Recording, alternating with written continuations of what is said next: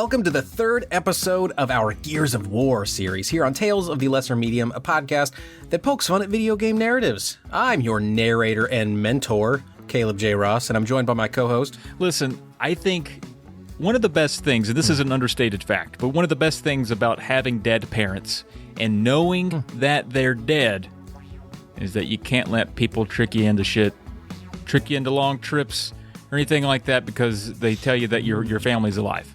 You know, we don't have to deal with that. I know my parents are dead. You can't con me into going fighting a big beast because you think you saw my dad in the tower on a TV doing it in a meth lab up in the sky. That and more today. Yeah, that was my co-host, Travis Terry. But as he'll probably be reminded, and listener, you'll learn soon enough, the characters in this game also knew their parents were dead.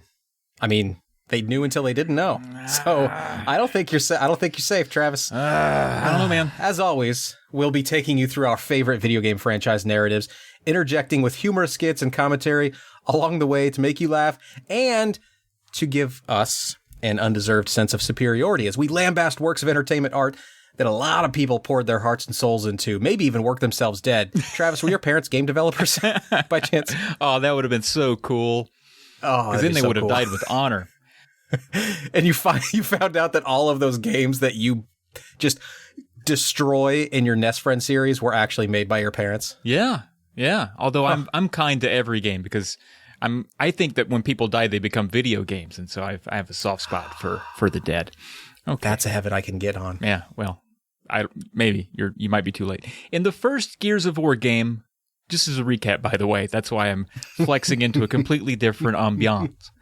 In the first Gears of War game, we experienced the planet Sarah through the eyes of Marcus Fenix, an embattled soldier who had been locked away in prison to be completely forgotten. That is, of course, until he was highly needed and then broken free to go on and fight for humanity. Oh, yeah. Yeah. And in that first one, we failed to eradicate the locusts from underground because it turns out there's a bunch more than some bitches than we thought. And we lost our daddy. Then in the second game, covered last episode, we're introduced to the lambent breeds of locust and decided to just flood their tunnels by sinking an entire city into the ocean. Yeah, it worked a little, but once again, it didn't get them all. Also, where's our daddy? We don't know. We don't know where our daddy is. And today we should get a few answers to these remaining questions. Who's left that needs to die, and where is our daddy? Where's our daddy? Was that a trip into just like a baby trying to learn how to say daddy? Daddy. Where's our daddy? Yeah, kind of. This is heavy material for a baby, though. I think it's important for them to learn early. Once again, like in Gears 1, Gears 3 opens with Marcus being broken out of a prison cell. This time, instead of Dom, it's Anya staging the breakout with the help of the trusty hovering robot Jack. Now, despite the potential trouble coming her way for breaking him out, Anya tells Marcus that his father, Adam Fenix, needs him now. Right now, young man. Did he use Marcus's middle name? What do you think Marcus's middle name is? Probably something like Trevor. Something you don't want it to be. Or like one of those like middle names that's actually like a rich person last name. Like Covington or something.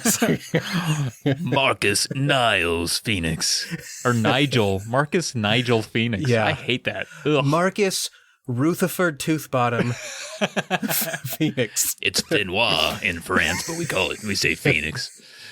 We just say powdered cake donut here in the Englishes. And like the rest of us, me, Trav, and you, the listener, Marcus also thought his dad was dead. Imagine his surprise. So, Daddy is alive. I'm pretty sure he's dead. I think I saw him dead, and I haven't seen him for a while, which makes me think he's dead. All right, we'll go with that. Was surprised.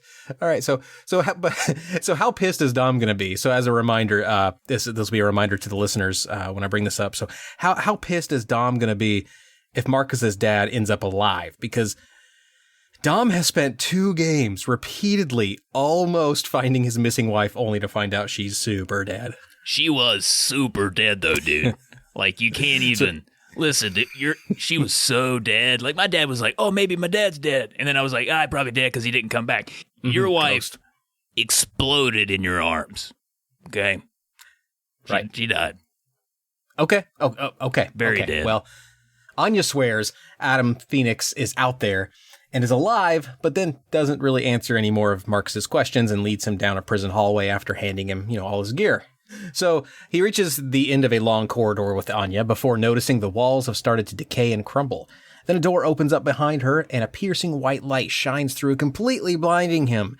Suddenly, we see a battlefield from ground level. Gunfire slowly grows in volume. A man's voice yells for Marcus to get up. The voice says, you're going to get yourselves killed, both of you.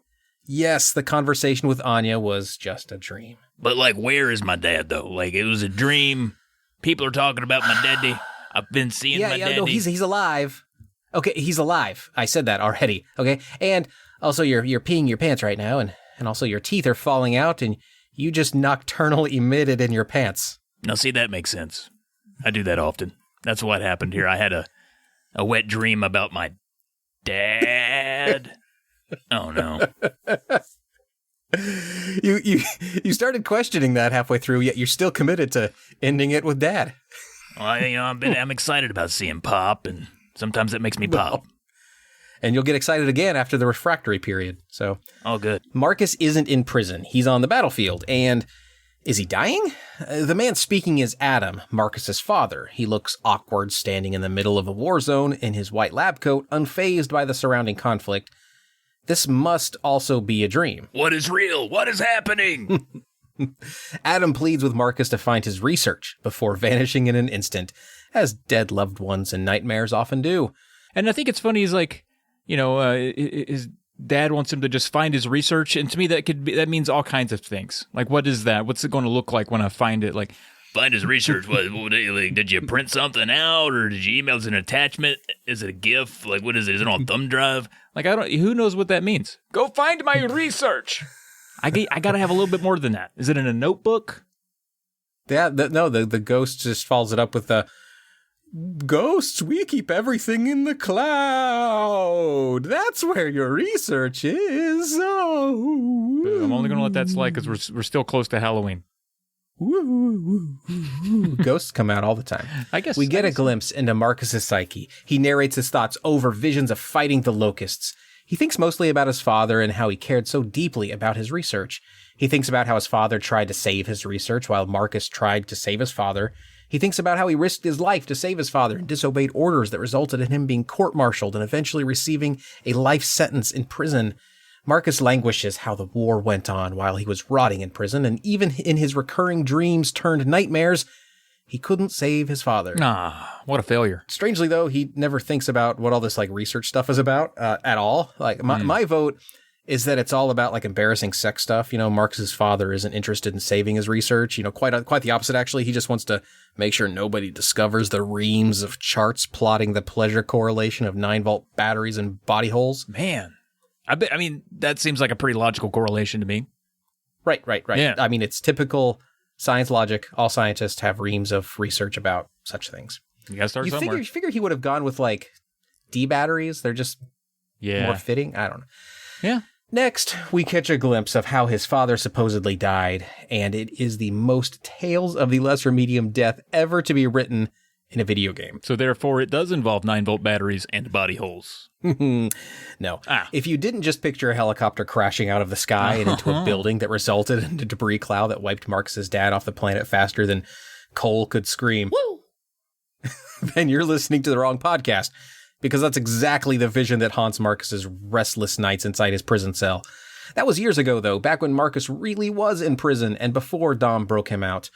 This prologue really exists to humanize Marcus a bit more and shed light on his imperfect relationship with his father and the regret he feels over his father's death. The efforts to save his dad landed him in prison nearly for life. He now questions if his father truly cared for him more than his own research. Just thinking of little Marcus, if you can imagine Marcus ever being smaller than an enormous mutant linebacker-sized man, but just a cute little Marcus.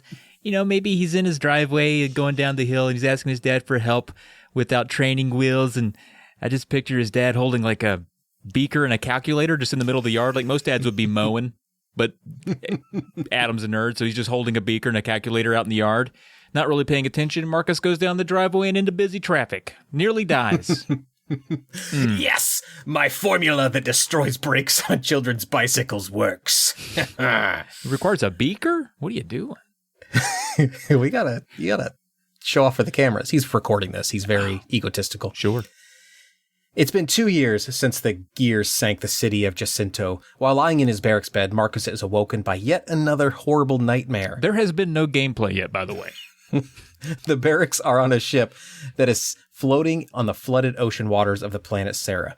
Marcus is next seen rallying the troops aboard the armed vessel. He collects Dom from the farming pod where he's tending radishes, and then he makes his way to a new soldier we've not yet met before, named Jace. Jace is arguing with a snack machine over a pack of gum stuck inside. He's going to be a good addition to the group. I can feel it now. Give it back, man. Come on. What did I ever do to you? I put money inside your mouth. The three soldiers make their way to meet with Anya for orders. A voice over the loudspeaker alerts the battleship's crew that they've now entered lambent waters. And that can't be good.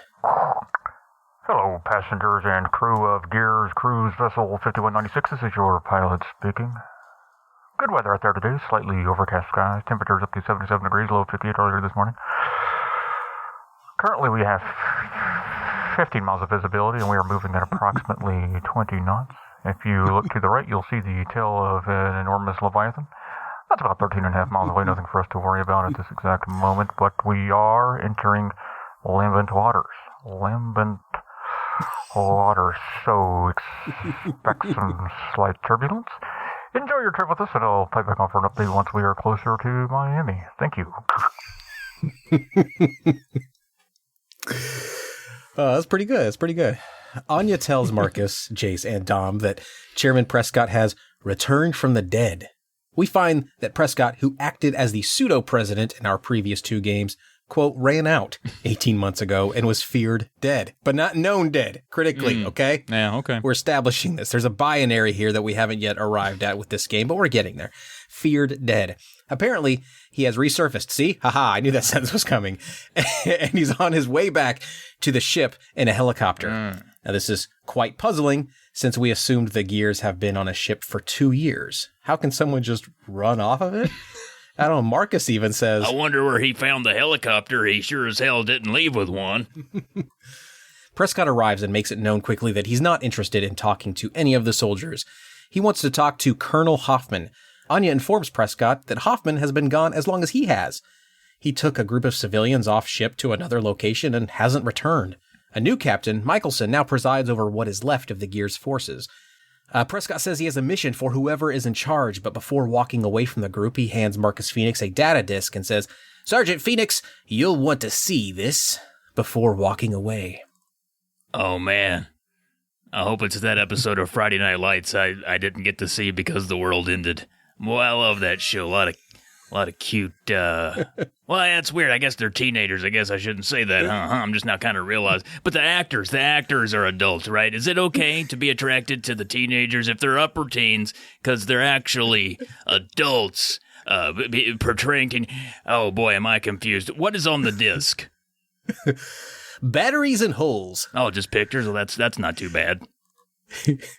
Yeah, I haven't walked away yet. I know it says that I have walked away, but I was listening to that whole thing, and I just want to say, I think you're fine, man. You and me, we're like the same person, you know? Gross. Okay. 2 buds, just, yeah, great. All right. Let's watch some cartoons and get boners later. Do you want to do that?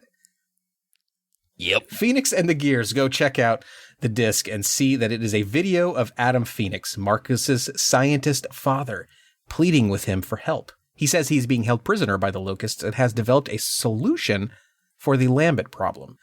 Dom interrupts and remarks that Adam's father looks older than when they thought they saw him die, giving Marcus some suspicious hope. Marcus does seem like the type to be very weary of deep fakes, so he's like, yeah, I don't know. I mean, I know it looked like Dad, but have you seen what they can do these days? I saw a gift the other day of literally, now listen, John Wayne singing the Macarena. And that can't be real. So deep fakes are out there. That could have been anybody. Could have been anybody's daddy. I'm surprised Dom doesn't chime in with, a little bit of advice, giving his experience in similar missing person scenarios. Look, Marcus, I know it's easy to get your hopes up, but, when I thought I saw Maria die, I was... Dom. This is different. This is a person I care about. Wow, that really hurts, man. Good. I'm sorry. Right. Sorry. I'm in the decline of my arc. I'm supposed to be kind of good now, so yeah, I'm sorry about that. I'm sorry. What is it? I need some cheering up. Can you show me that Clint Eastwood Peppa Pig deepfake gif again? Yeah. Oh, that's good. Oh, that's really good. Oh, thanks, man. You're a friend. Yeah. The video continues with Adam saying he knows how to stop the emulsion from poisoning the planet and creating more of the lambent. The video is cut short by a tremor that rocks their massive battleship. Over the loudspeaker, Prescott is requesting help from Marcus Fenix and the other Gears.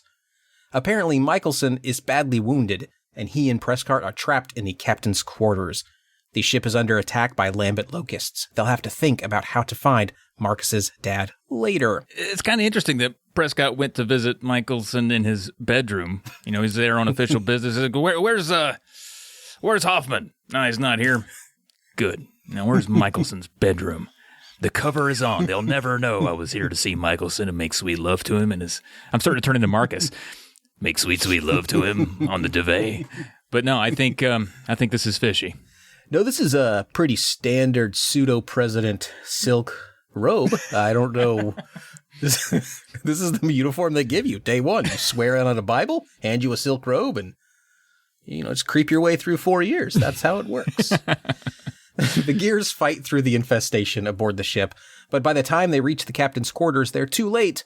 Michelson has already been killed. The plan now is to evacuate Prescott from the ship, and so Fenix threatens him to stay put in the captain's quarters while they make sure an evacuation is safe, saying, Listen, I'm not the conversational type, but I want a nice long chat with you when I get back. It's clear the ship is no longer safe. Lambent have infiltrated the entire vessel and lurk in every corner. Even the pipes running through the ship are dripping from the emulsion left behind by the lambent creatures.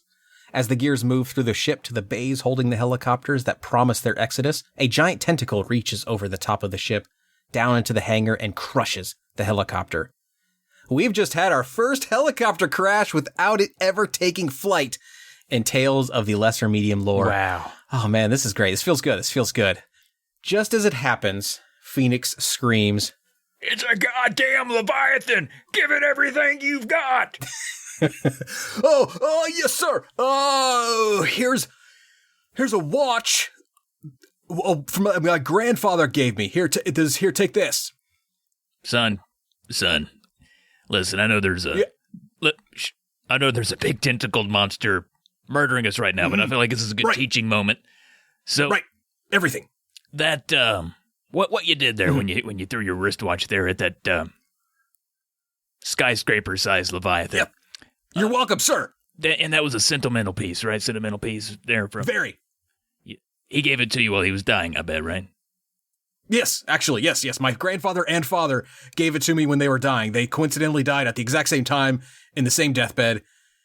It was very strange and awkward. Very important watch. Would do it again, sir, in a heartbeat, sir. Glad to be of service, sir. Sorry, you're getting me in the weeds here, but like your grandfather handed the watch to your dad, who immediately handed it to you. Was it kind of a chain gang kind of scenario with this? Sir, with all due respect, how dare you insinuate that my grandfather and father didn't love me equally and that my father didn't like me at all or something, whatever you're saying, sir. They each had one hand on the watch and gifted it to me as they died, sir. So whose watch was it? Like, it seems like you would be confused if they both had it in their possession. How do you know it's not your dad's watch and your grandfather wasn't trying to steal it before he died? Well, because I gave it to both of them just 5 minutes prior to this exchange, sir. It was my watch. It was my watch my entire life as they were dying. I thought this would be a great gift for heaven. And so I gave it to him. And the sentimental value, they give it back to me, sir. But man, that tentacle monster, it did not get phased at all, did it, sir? It sure didn't. We should get back to fighting, actually, yeah. Yep. Yes, sir. Soon they greet the Leviathan face to face, and that Leviathan is looking mighty fine with his Legend of Zelda Swatch watch that was so important to everyone involved in that previous scene. While crew members are bailing out of the ship and into lifeboats, the Gears soldiers decide to fight instead. The Leviathan breaches the water, its enormous tentacles appearing large enough to hug the ship and drag it to the bottom. It opens its jaws and clamps down on the starboard side and pushes the ship upward, causing it to tilt and the gears to slide down the other side. Whee! Through an opening and into the fiery bowels of the imminently sinking vessel. I mean, you're right. This would be a great idea for a Disney cruise. It's like merging the cruise line and the theme park together. On your cruise, your ship is just constantly under attack by krakens and leviathans. Probably not real ones, though, but still. I like it. Sign me up. All right. Cole comes in over the radio, and Marcus learns that he's flying above them. Helicopter alert, helicopter alert. Oh, God. When asked if he can do damage to the Leviathan from the air, Cole says, Putting it scientifically, we need to blow its brains out its ass. which was Cole's way of saying he doesn't have the firepower required to kill this thing. Now, Travis, as the resident scientist, is that actually, quote, putting it scientifically? Well, as a now former resident scientist, or resident former scientist, however,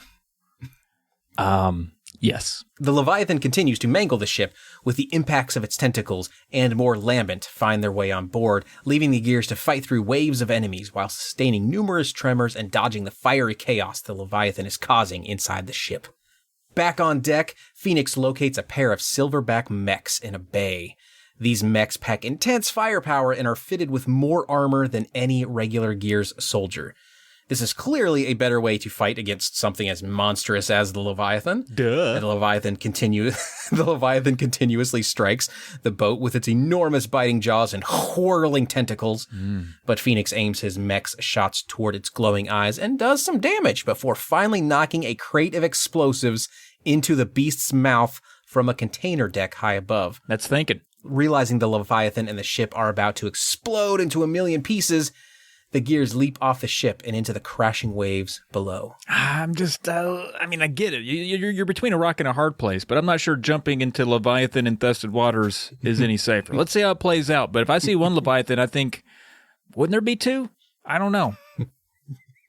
And I think they need a new residential scientist because I'm not sure that scientific conclusion of brains out ass even happened here. I just kind of saw pieces. So. That's true, yeah. It was a bad angle to start, but... We'll have to see how it plays out later, though. For now, we have a flashback to 1 hour earlier. In the scene, we can recognize Cole, Baird, and the somehow still alive rookie Carmine. They're aboard a helicopter, delivering them to a ravaged and burning city called Hanover.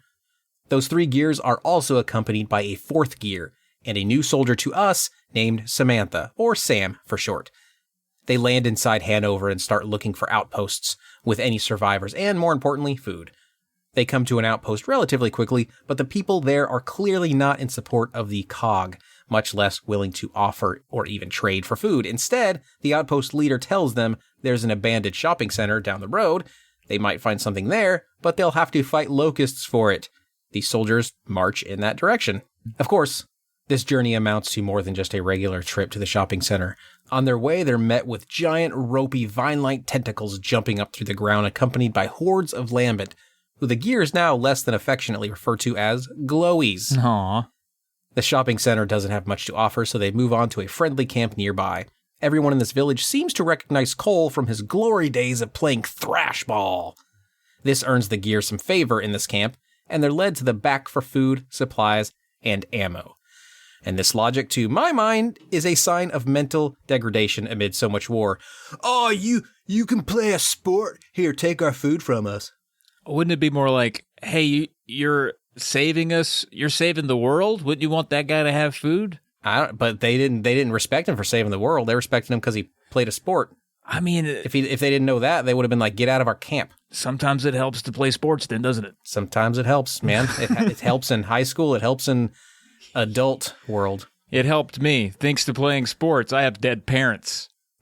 And I know they're dead. You did hit that ball really hard twice. That was, and good aim too. That was impressive. Yeah. I was pretty impressed. This respite comes from the Lambent assault is short-lived, however, as the camp soon comes under attack, and Cole and company are already there, so they stick around to help defend it. Ah, okay. Wouldn't it be dickish if they didn't? Like, well, that looks like locusts, so we're just going to head out. All right, well, that sucks for y'all. Well, yep. Thanks for the Twinkies. Yeah. I guess it's good they hung around to fight. Good for them. Yeah, good for them. In their rounds around Hanover to scrounge more supplies, they decide to head toward Cougar Stadium, which is the home field where Cole made his name as a thrashball superstar. Once there, they find that the stadium has some survivors held up within, most of them stranded homeless gathered in the vicinity of a statue of Cole. He greets them and teaches them the proper way to yell his popular catchphrase. Woo! I'm going to argue catchword, but all right. Before the stadium itself comes under attack, it seems nowhere is ever safe for long when the Gears are near. Well, and everyone's yelling woo all the goddamn time, too. Let's not overlook that. Hey, Cole, my hero since I was a little kid. Now that you've taught us how to say a made-up word correctly, can you share some of that food with us? Well, I'd love to, but this food is for soldiers trying to save the world and not just, what are you, loitering in here? What's that going to do, man? Well, he respects the law, so I respect him a little bit still, even though we're starving to death. All right, see you later, Cole. In another moment of respite, Cole finds his old locker room and retrieves his very own thrashball helmet. He briefly reminisces in his mind, reliving some golden memories of being the crowd favorite superstar athlete.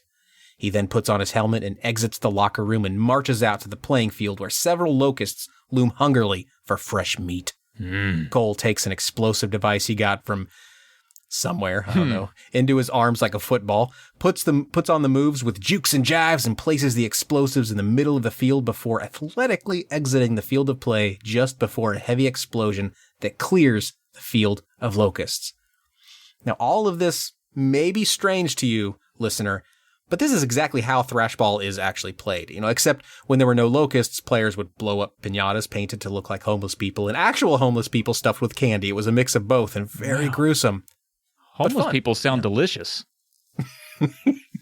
They move on from the stadium and come to a bridge where they come face to tentacle with the same enormous kraken, earlier dubbed the Leviathan by Marcus. Cole radios Marcus to let him know they've made it. That's one big ugly motherfucker. Cole, can you see this shit? Baby, we got a grandstand view. We're crossing the bridge right above the ship. Any way you can kill this thing from where you are? Putting it scientifically, we need to blow his brains out his ass. We'll get Baird to come up with an idea. And you couldn't tell in that audio, but that Leviathan is looking damn good in his Swatch watch, I gotta say. Damn good.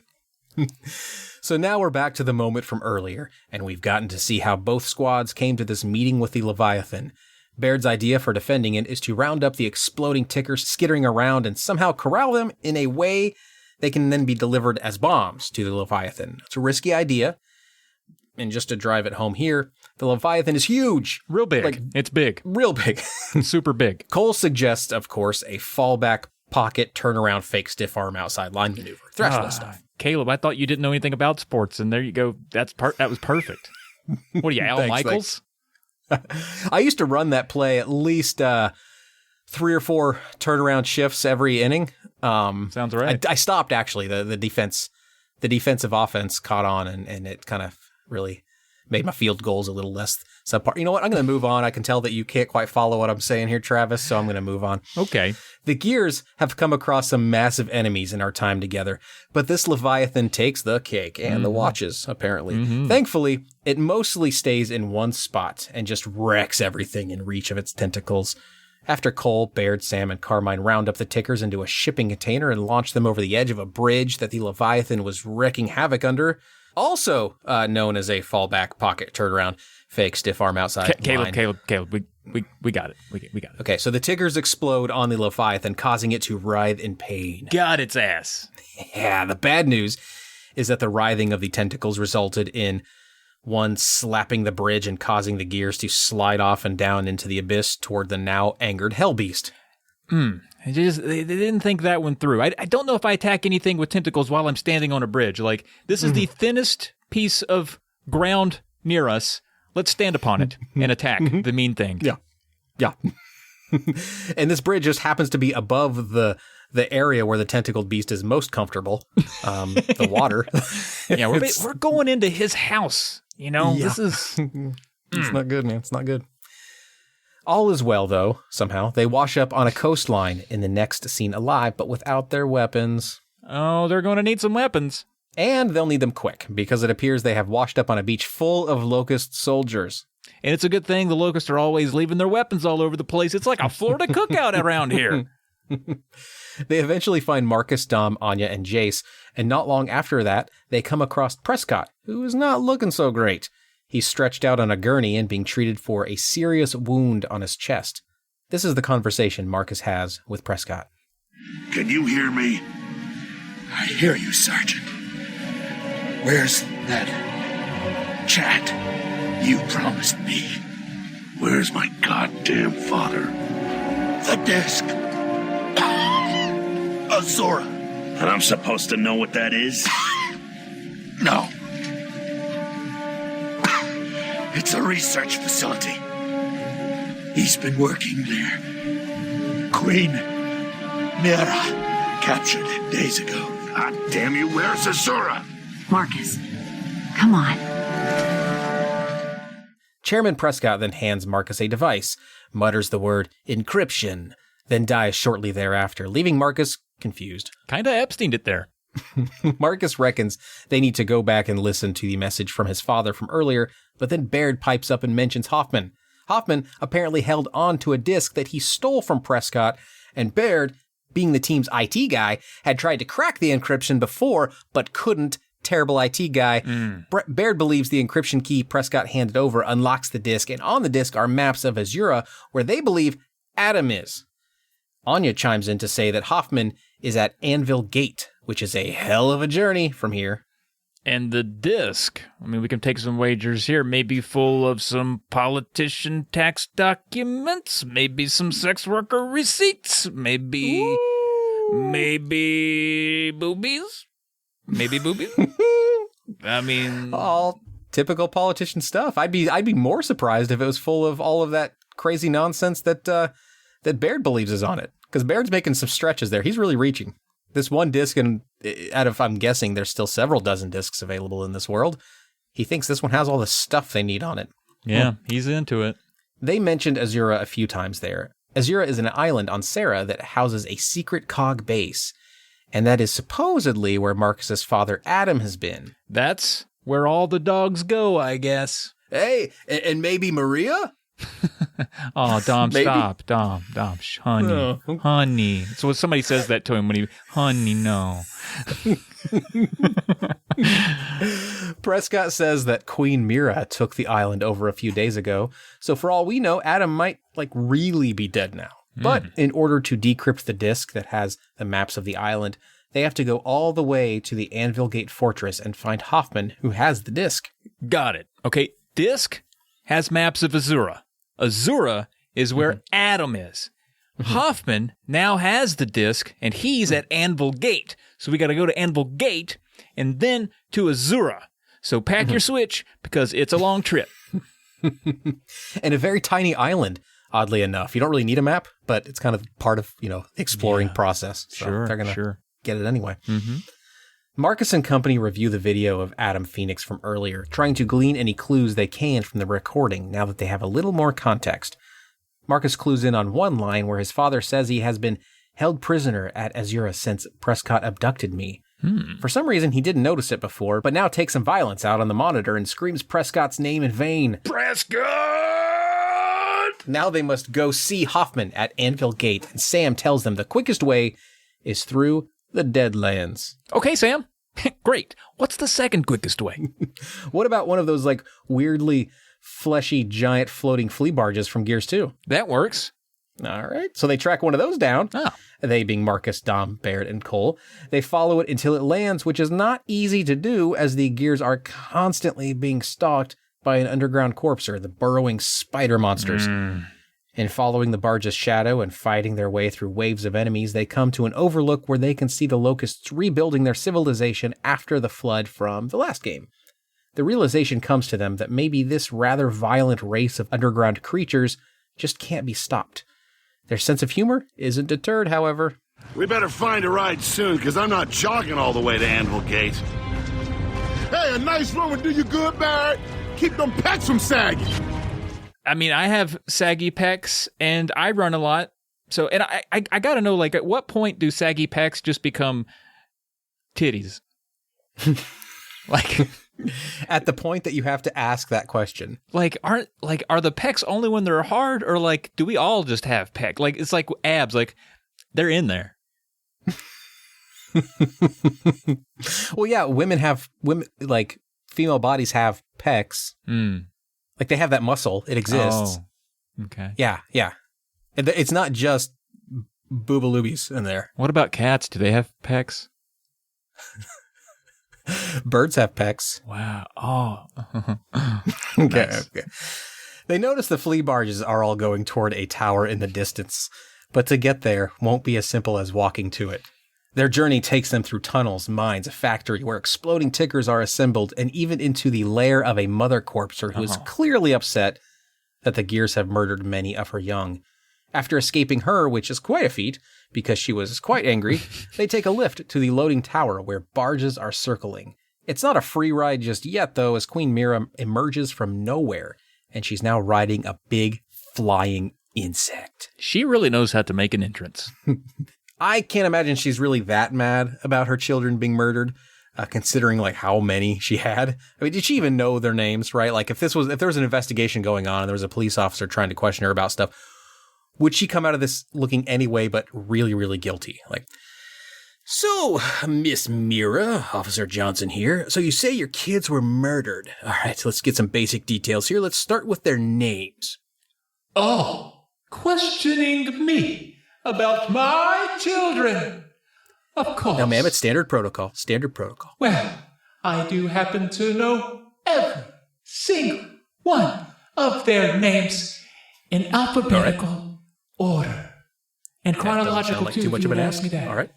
Yes. I don't need that. Nope, that's fine. Okay. Some of their last names are different because there were different sires to my young. Oh, not judging. Just need the names. Just simple names. We'll Well, start you there. need their socials too. It seems that you want everything about my children. Is there nothing private anymore? There's lots of private stuff. Names are not one of them.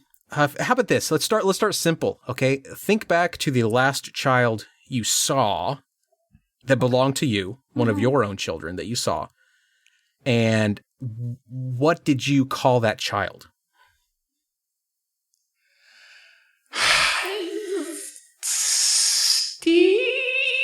Steven. Okay. All right. Steven with apparently 7 E's. All right. Well, you know what? I think I've got all I need here to make a good case. I or someone from the state will get in touch with you shortly. It could have been Stanley. I love that the locusts have normal names. After staring at Marcus for a few seconds that feel like an eternity, Mira shouts, It's him! Alert the fleet! I want every outpost between here and Missouri at full readiness. And make sure that we don't lose him again. The Gears converse amongst themselves in awe that she's still alive. Cole, for one, is more awestruck by the giant bug she's riding. Before Mira parts, she sicks a few enemies on them and then disappears into the sky. It's that part of every episode where I have to question the vehicles. Because speaking of giant bugs, the Gears then hop on one of the barges. And we've been calling them flea barges, but now I don't know if that's really too accurate because they look like floating maggots filled with gas.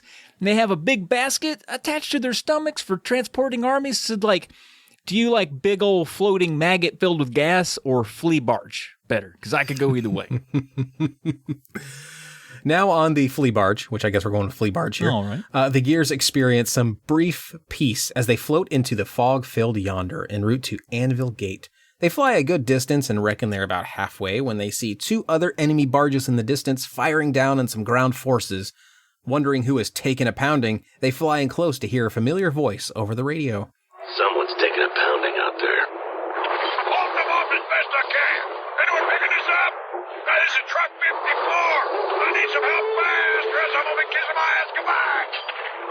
I don't believe it. That you, Dizzy? Marcus Fenix.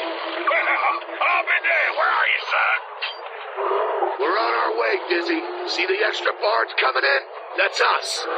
Eject a grub barge? Damn, Marcus, you got some hang on you. And if you didn't catch that last part there, Dizzy admires Marcus's giant testicles for hijacking one of their barges. Not Dizzy's barges, but the Locust barges. He's like, "Ah, damn, Marcus, you got some big okahunas stealing the barge off them cruddy gun-toting underground Floridian sumbitches." Thanks, Dizzy. Yeah, they're pretty big. So from the sky, Marcus and company use the mounted barge turrets to blow up the other gas-filled maggot balloons firing down on Dizzy. Baird lands the barge nearby so he can help Dizzy fend off the ground attack he's also up against. Once the threat is subdued, they chat with Dizzy. Marcus remembers the last time he saw Dizzy, he was with Hoffman heading toward Anvil Gate. When asked where Hoffman is now, Dizzy says Hoffman has Anvil Gate fortified and that he, Dizzy, drives back and forth from there while trading supplies with other camps. Baird then asks about the disc, Prescott's disc. Does Hoffman still have it? Dizzy jovially replies, Hell yeah, he does. He's still cussing about it. You ever find the magic word that opens it?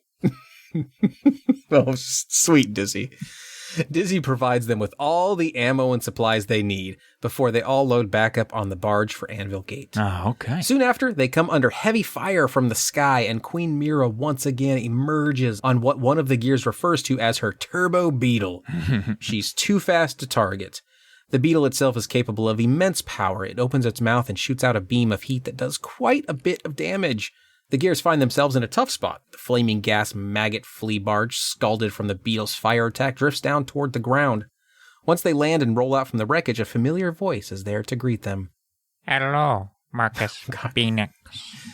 No. Not you. Not yet. It is me, Gregory. Nope. I go by Gregory now. I had a rebirth. All right. Gregory. Okay, we're moving on, Greg. Stay put. Maybe someone will need your services. Bye-bye. Eventually. Bye. Colonel Hoffman is somewhat pleased to see Marcus and escorts him and the rest of the gears to safety within the Anvil Gate Fortress. It appears for the time being that any hard feelings between the two from before have been replaced with mutual respect. Locking me away for life like that in an abandoned prison really sucked. But I think you're an all right guy. Hoffman is a little incredulous about what Marcus tells him. He's stunned that Adam Fenix is still alive, or at the very least, wasn't dead when they thought he was. He can't believe Chairman Prescott had him kidnapped, and he's now even more curious about what could be on the disc. As always, conversations had by any two characters in this game are quickly interrupted by an invasion of locust grubs. Aw, man. This time, though, it's a rather intense invasion of all the big beefy enemies like the boomers, the grinders, and the maulers. Marcus reckons they're bringing extra heat since the queen knows where they are. And when Marcus reckons, he reckons right. I guess unless he reckons his dad is dead, in which case it's very fuzzy. Anvil Gate, which was once known as a fortified cog hideout, is quickly infiltrated by enemy forces. And as it turns out, it's not just the Locusts who are here to fight. The Lambent are here as well and introduce a new enemy type, the Lambent Berserker. It is much like the Berserkers from before that just blindly bull-charge the gears, except for this one has knife-like tentacles coming out of its back and can jump 30 feet in the air. Kill it! You didn't let me finish, okay? It also gives money to orphanages. Rob it first! All right. Not the reaction I was hoping for. Once it's dead, they reconvene and, wave of the hand, hack the disc. On it are schematics for Azura, as they expected. It would have been great if it were a middle season of Golden Girls instead, let's be honest. With these schematics, they should be able to get inside and search for Marcus's dad, and maybe even the queen if she's lurking around with her turbo beetle. They also find out that Azura is protected by a maelstrom device, which is essentially a man-made hurricane that surrounds the island and protects it from everything but hurricanes. Baird reckons the only way in is under. After all, that's probably how the grubs got in. Not sure why you would invest in something as cool as fuck as a hurricane maker to protect your base without thinking through the part that the entity you're seeking protection from comes from under the fucking ground. I think it may have to do with like the etymology of the word is actually the reason. So I have Wikipedia up right now. Oh, okay. The name Maelstrom refers to a mythical whirlpool in the Arctic Ocean west of Norway, from the early modern Dutch words malen, meaning grind or whirl, and strum, meaning stream. Wow. But that wasn't the final version, though. I'm reading on here. It says, so that name went through many revisions. See, they almost went with Ik vergaat, which means we forgot about the ground. So. Oh, shit. Man, the writers of this game really knew their fucking Dutch, man. How poetic. Mm-hmm. Now, with all the information they need, they head for Azura. It's just the gears, some turrets, the open road, a pair of all-terrain vehicles, and a tanker in the very rear of the convoy. And of course, a few bruskies. What the fuck am I? You know, bruskies, those beer huskies that people like carrying around on their convoys. It's a dog, and then you bite its neck and suck a bear out of it. You just...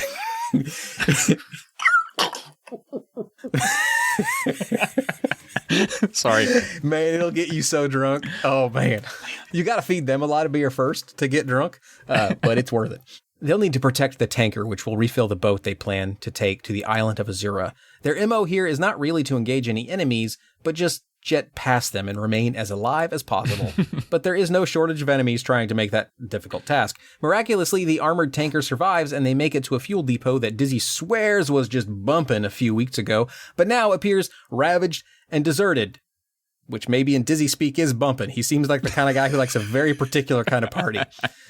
Coincidentally, it's also the same town that Dom's wife Maria is from and where he recently came back to bury her. Yeah, my wife, I ravaged and deserted her for sure. But no, this place, I'm Dominique right now speaking. Character of Caleb, but right, I'm stealing him.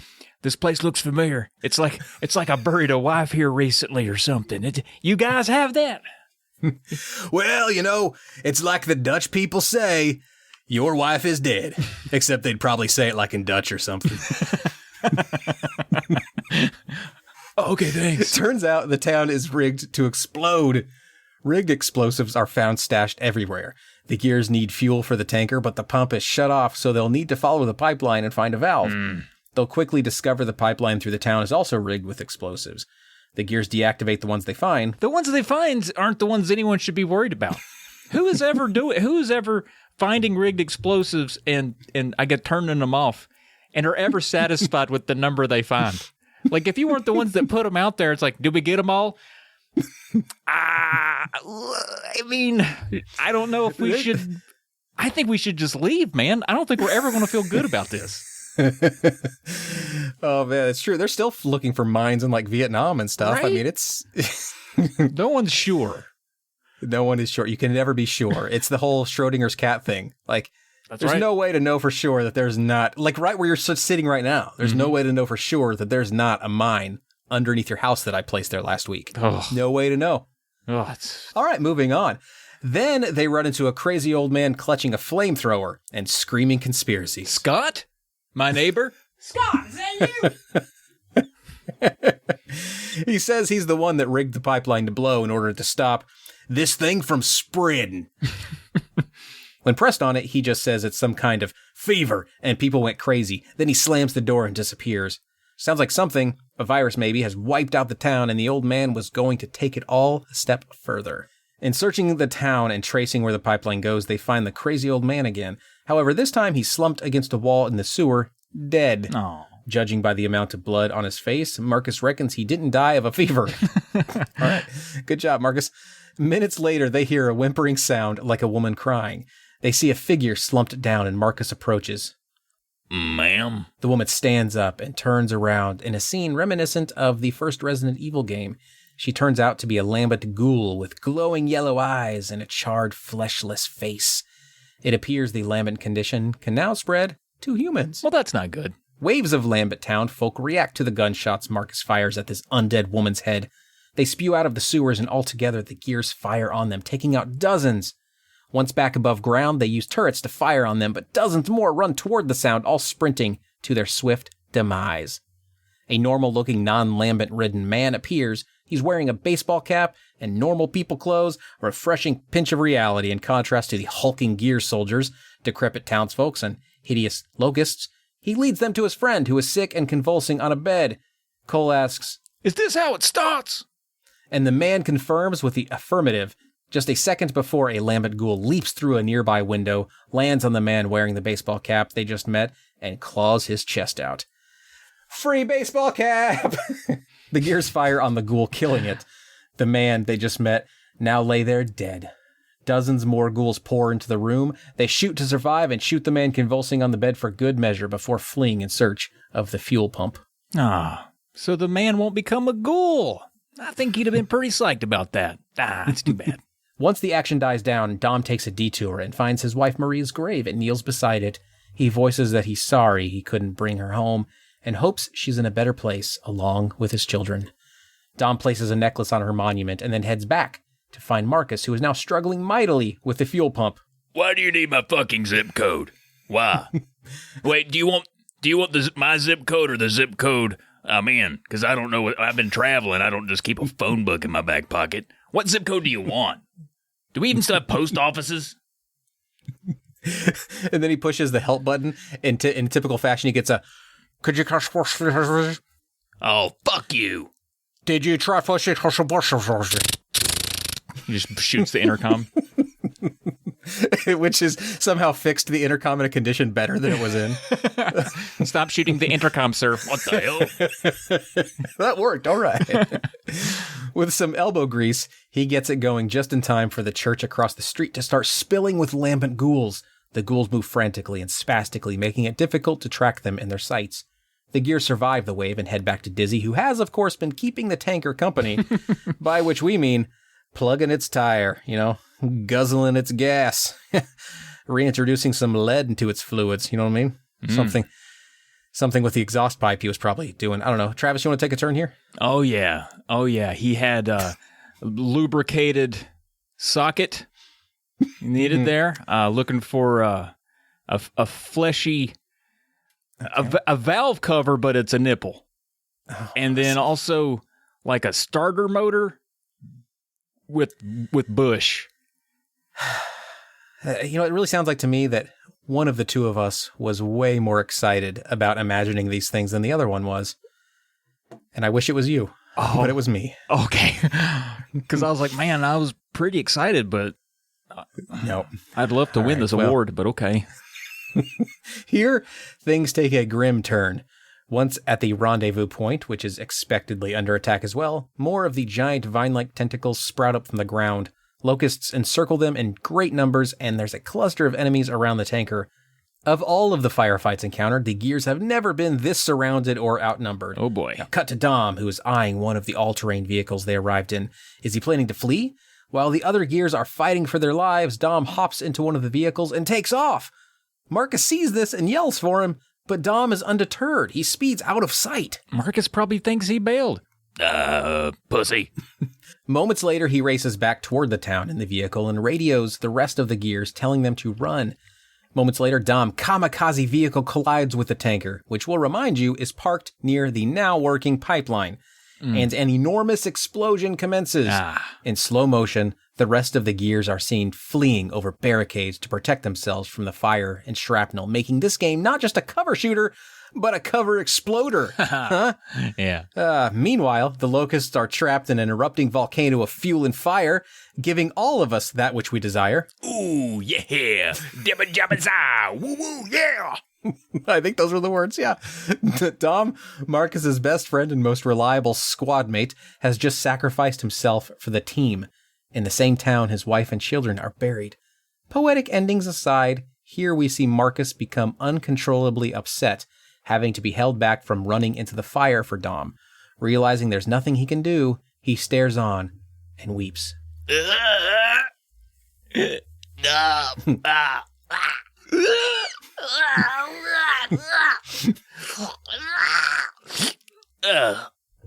I'm good now.